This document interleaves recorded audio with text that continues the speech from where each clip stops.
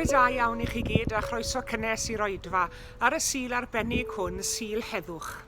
Mae'n hyfryd I gael eich cwmni chi gyd yr wythnos hon. Croeso cynnes I chi.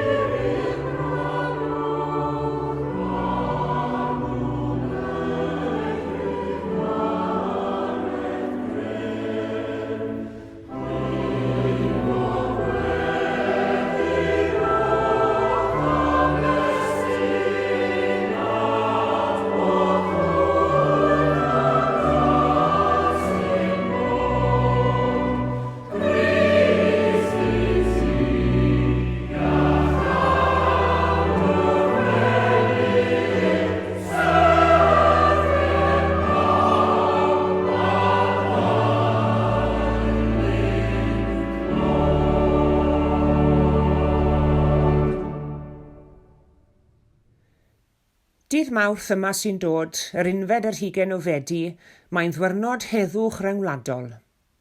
Dyddiad sy'n cael ei barchu bob blwyddyn. Ac eleni mae Cynulliad Cyffredinol y Cenhedloedd Unedig yn gofyn I bobl neilltuo'r diwrnod hwn mwyn cadarnhau delfryd heddwch gan barchu 4 awr ar 20 heb na thrais na rhyfel. Yn 2021, wrth I ni ddygymod â'r pandemig, mae galw arno ni feddwl gyda'n gilydd am sut I helpu pawb I wella, sut I fagu gwydnwch a thrawsffurfio'r byd I fod yn un sydd yn fwy teg, yn fwy cyfiawn, yn un sy'n cynnwys pawb ac sy'n gynaladwy, byd sydd yn iach ym mhob ystyr y gair. I ni'n gwybod bod y pandemig wedi bwrw'r tlawd ar gorthrymedig yn galetach na neb. Erbyn Ebrill 2021, roedd dros 687 miliwn o frechiadau Covid-19 wedi'i rhoi mewn brechiadau ledled y byd. Ond mae dros 100 o wledydd nad ydyn nhw wedi derbyn yr un frechlyn. Mae'r rhai sydd wedi dal mewn brwydrau a rhyfela'n arbennig o fregus o ran diffu cyfle i gael at wasanaeth iechyd. Ac fel llynedd, mae ysgrifennydd cyffredinol y Cenhedloedd Unedig yn apelio ar ei bob gwladwriaeth atal rhyfeddau a chynnal saib heb drais yn enw dyngarwch.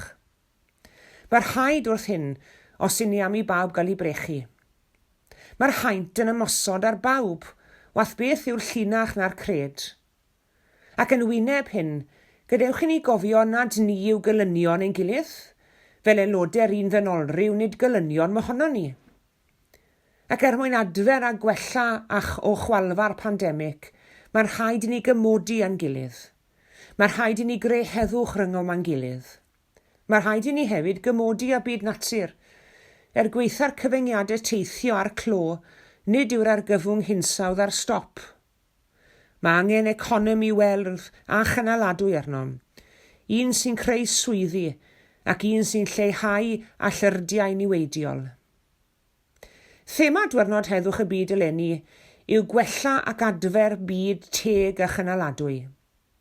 Ac i ni yma yng Nghapel y Priordy yn falch o uno gyda theulu mawr y Cenhedloedd Unedig wrth i ni ganolbwyntio'n meddyliau ar adfer a gwella mwyn creu byd sydd yn fwy teg ac yn fwy heddychlon. Dathlu'n heddwch drwy sefyll yn gadarn yn erbyn bob casineb, boed hynny yn y byd digidol neu'r byd go iawn. Cawn ni'n galw gan Iesu i fod yn dangnefeddwyr, ac am y tangnefeddwyr fe ddwedodd Iesu, gwyn ei byd.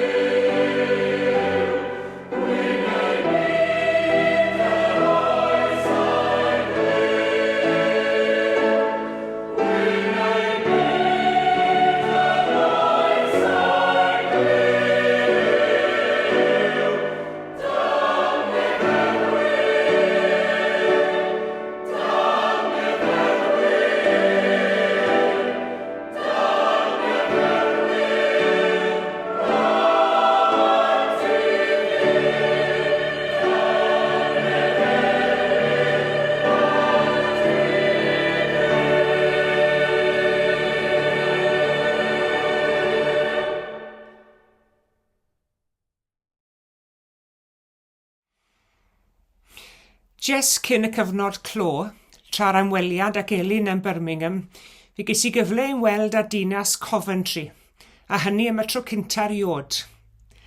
Ac yno yng nghanol y ddinas yn galon sydd fel petai'n pwmpio bywyd i wythiennau'r ddinas mae'r Gadeirlan. A honno wrth gwrs mewn dwy rhan, yr hen a'r newydd, yr adfeilion a'r cyflawn, yr atgofion a'r weledigaeth wedi plethu yn un. Saif adfeilion yr hen Gadeirlan a ddinistrwyd mewn cyrch fomio ar y 14 o Dachwedd 1940 ym Merw'r Ail Ryfel Byd ar yr un safle a'r Gadeirlan newydd. Yn hytrach na sgubo'r hen adfeilion i ffwrdd ac adeiladu Cadeirlan newydd yn ei lle, fe benderfynwyd cymryd y cam dewr o ddiogelu'r hen adfeilion i fod yn atgof o erchyllderau a gwastraff ryfel, a chodi Cadeirlan newydd yn ymyl yr adfeilion. Daeth yr hen a'r newydd yn ysbrydoliaeth ar gyfer gweinidogaeth heddwch a chymod ac i ddinegau sydd wedi estyn allan ar draws y byd. A mae rhaid i mi ddweud mae profiad dwys a theimladwy iawn oedd cerdded trwy gragen oer yr hen adeilad i wres ac egni'r adeilad newydd. Disgrifiwyd yr union brofiad gan un fel cerdded o ddydd Gwener y Groglith tuag at Sul y Pasg. Yn Coventry mae'r hen a'r newydd yn sefyll ochr yn ochr. Ac fe hoffwn i dywys ein meddyliau at un gwrthrych sydd yn yr adeilad newydd, ond a ddaeth o'r hen adeilad, sef y groes o hoelion. Creuwyd y groes o hoelion wreiddiol allan o 2 hoelen o'r canol oesoedd, a ddaeth o drawstiau'r hen Gadeirlan ac a chibwyd o'i hadfeilion wedi'r cyrch fomio. Mae'r groes wreiddiol honno i'w gweld heddi yn rhan o'r darn celf arbennig hwn sy'n sefyll wrth allor yn y Gadeirlan newydd. Arweiniwyd y groes fach hon at sefydlu cymuned byd-eang sy'n galw hunain yn gymuned y groes o hoelion ac iddi 3 egwyddor sydd yn ei harwen, sef iachau clwyfau hanes, dysgu byw a dathlu gwahaniaethau ac adeiladu diwylliant o heddwch. Mae'r groes o hoelion felly yn symbol o gymod, a mae'n awydd am heddwch ac yn her i ni ymateb i gri Iesu i fod yn dangnefeddwyr. Yr union her a sodi'r unig gan Iesu Grist i hun yn y bregeth ar y mynydd, gwyn ei byd y tangnefeddwyr, medda fe. Fe gewn ni'n galw heddi fod e'n neithurwyr tangnefedd, creu tangnefedd yng nghalonnau pobl a wnaeth Iesu Grist, cael gwared ar y conflict oedd yn trigo yng nghalonnau gwir a gwragedd. Mae'r tangnefedd hwnnw'n golygu llawer mwy na dim ond absenoldeb rhyfel. Mae'n dangnefedd tragwyddol, ac mae'n cael ei nodweddu gan gytgor trwy'r holl fyd, heddwch y nefoedd, a'n braint ni, a'n cyfrifoldeb ni fel disgyblion i'r arglwydd Iesu, yw bod yn dangnefedd wneithurwyr, yn dangnefeddwyr. Ac un o amodau cyntaf bod yn dangnefeddwr yw bod yn dangnefedd yno ni'n hunain yn dyfe. Mae'r daith hiraf bob amser yn dechrau gyda'r cam cyntaf. Ac i'r tangnefeddwr neu'r dangnefedd wraig, mae'r cam hwnnw'n dechrau gydag ef neu hi hunan. Pan bydd trefen yno ni'n hunan, byddwn yn gymwys wedyn i ddod â threfen i'n byd ni. Ond mae'r gwynfyd yn y bregeth ar y mynydd yn dweud wrtho ni nad yw un ddigon bod gyda ni dangnefedd, mae'n pwysleisio bod rhaid i ni wneud tangnefedd. Crist yw'r gwir dangnefeddwr. Mae bod yn dangnefeddwr yn golygu bod yn debyg i Grist. A beth yw ffordd i dangnefedd ef? Wel, nid ffordd i'w thrafod gyda ni yw hi, ond ffordd i'w cherdded. Ffordd sydd yn wahanol i ffyrdd y byd. Ffordd ragorach mae Iesu yn ei galw. Ffordd ddidrais, ffordd cariad, ffordd trigaredd a chyfiawnder. Ffordd cymod yw ffordd yr arglwydd Iesu. Fe gofiwch fod Iesu o weld dinas Jerusalem, y ddinas sanctaidd. Fe gofiwch chi fod e wedi wylo drosti, wedi llefen, wedi crio drosti. Ddwy waith yn unig mae gyda ni dystiolaeth yn y Testament Newydd bod Iesu wedi wylo, wedi crio, wedi colli dagrau. Unwaith wrth fedd i gyfaith Lazarus, Dagre naturiol hiraeth a galar oedd yr rheini wrth gwrs, a'r eildro wrth iddo weld cyflwr dinas Jerusalem. Dagre tra wahanol oedd i ddagre tro hwn. Dagre sy'n mynegu dristwch, oherwydd nad oedd y ddinas eto wedi darganfod ffordd tangnefedd. Nad oedd eto wedi ystyried i dyfodol ac wedi paratoi ar gyfer y dyfodol hwnnw. Ac wrth iddo fynd i Golgotha, fe drodd at y gwragedd oedd yn wylo drosto a dweud wrthyn nhw, ferched Jerusalem, pidwch ag wylo amdana fi. Wylwch yn hytrach amdano'ch chi'ch hunain ac am eich plant chi. Wylwch dros y cenedlaethau sydd i ddod eto ar eich hôl. Cyfrifoldeb dilynwyr Iesu Grist yw gwarchod y byd, a hynny drwy herio'r feddylfryd i bod i'n iawn i ddifetha bywydau pobl eraill mwyn cyflawni unrhyw bwrpas, a gosod meddylfryd arall yn ei le, sef meddwl Crist, a cherdded i ffordd ef yn wrol ac yn ddewr. Yn enw Iesu Grist, a ddaeth i ddangos i ni ffordd rhagorach, ffordd cariad a chymod am y ddeiant, a'n galw ni fod yn angnefeddwyr. Ac am y tangnefeddwyr mae Iesu'n dweud, gwyn ei byd. Safwn ni gyda'n gilydd, a'n llygad ar y groes o hoelion, sy'n symbol o'r alwad sydd arno ni fel unigolion, fel eglwysi ac fel byd, i fod yn rhai sydd yn gweithio dros heddwch a chymod, yn enw'r un fi ar y groes ac a'n cymododd ni a Duw. A da yw i ni gofio am dri egwyddor y gymuned sydd yn gysylltiedig ar groes hon o hoelion, iachau clwyfau hanes, dysgu byw a dathlu gwahaniaethau, ac adeiladu diwylliant o heddwch. Amen.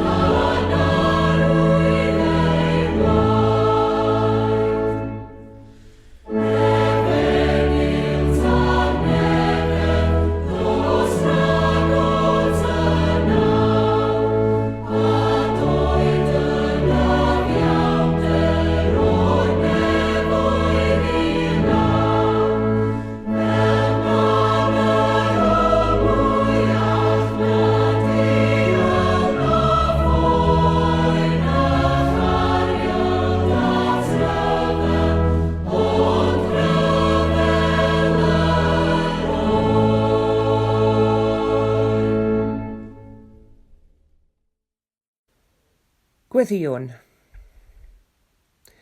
Ein tad yr hwnnwyt yn y nefoedd, Dyw a thad ein harglwydd a'n gwaredwr Iesu Grist, a Dyw bob yr un ohono ni sydd yn troi atat y nawr yn ystod yr eiliadau hyn. Fe dron ni atat mewn gweddi yn enw Iesu Grist ein harglwydd. Tywysog tangnefedd. I ni'n diolch i ti o ddew ein tad am dy ofal di ohono ni yn ystod yr wythnos aeth heibio. Cynawr arglwydd i ni'n diolch i ti am y cyfle hwn i daddoli di. A chyfle hefyd i'n paratoi ni ar gyfer yr wythnos sydd o'n blaen. Dydyn ni ddim yn gwybod beth fydd o'n blaen yr wythnos newydd hon arglwydd, temptasiynau a dylanwadau a phob peth arall all fod yn ein llwybrau. Ond eto fi wyddon ni nad oes rhaid i ni ofni'r un gelyn, ond i ni gerdded yn dy gwmni di. Dilyned y gariad ni bob mam felly, a doi dair atom ym mhob lle a dylanwada arnom trwy'r ysbryd glân ym mhob digwyddiad. Ac wrth i ni nesau at ddwyrnod heddwch ryngwladol o Dad, fe weddiwn ni litan i'r cymod o eglwys gydeiriol Coventry gyda'n gilydd yn awr. Y mae pawb wedi syrthio'n fyr o ogoniant Duw. Am y casineb sy'n gwahanu cenedl oddi wrth genedl, hil oddi wrth hil, a heinau cymdeithasol gwahanol oddi wrth ei gilydd, o Dad maddau. Am y trachwant a'r blis sydd rhwng pobloedd a chenhedloedd, a'r awydd am feddiannu'r hyn nad yw'n eiddo iddynt, o Dad maddau. Am y trachwant a'r blis sydd rhwng pobloedd a chenhedloedd, a'r awydd am feddiannu'r hyn nad yw'n eiddo iddynt, o Dad maddau. Am y trachwant sy'n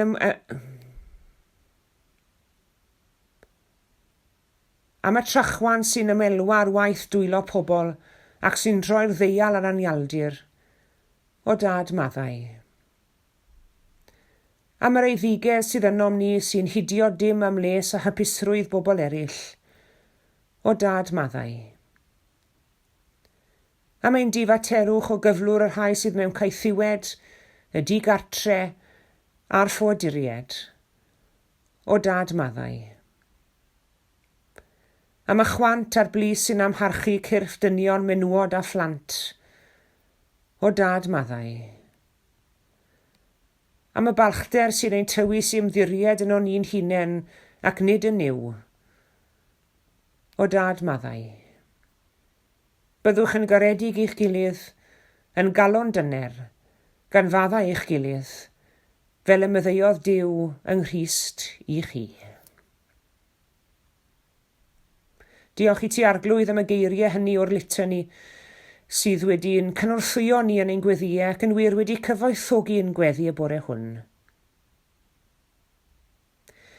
Diolchwn i ti hefyd Arglwydd am y cyfle hwn o gael siarad â thi wrandawr pob gweddi. Ac fe gyflwyno ni'r weddi hon, y weddi gyhoeddus hon, ynghyd â bob gweddi ddistaw o ddawydd gliwdi yn ystod oriau'r dyrnodau'r wythnos nesaf yma. Cyflwyno'n y cyfan, yn enw Iesu Grist, ein harglwydd a'n gwaredwr. Ac i ti o Dduw Dad, yn Dad, Mab ac Ysbryd Glân, y bor clod a'r mawredd a'r gogoniant. Gadewch i ni weddio gweddi'r arglwydd gyda'n gilydd yn awr.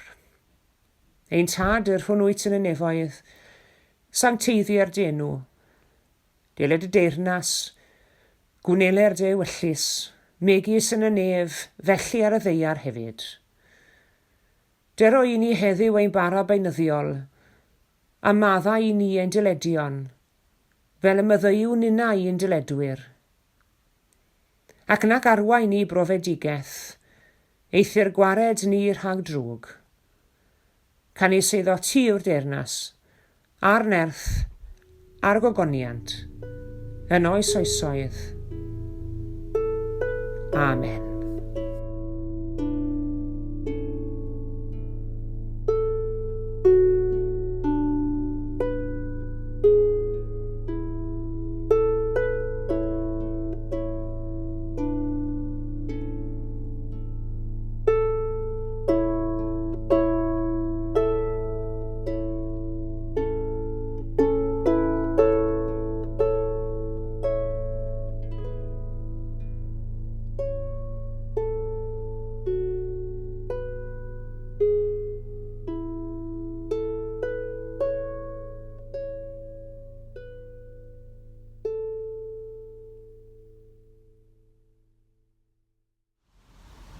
Diolch yn fawr iawn i chi gyd am eich cwmni yn yr oedfa heddi.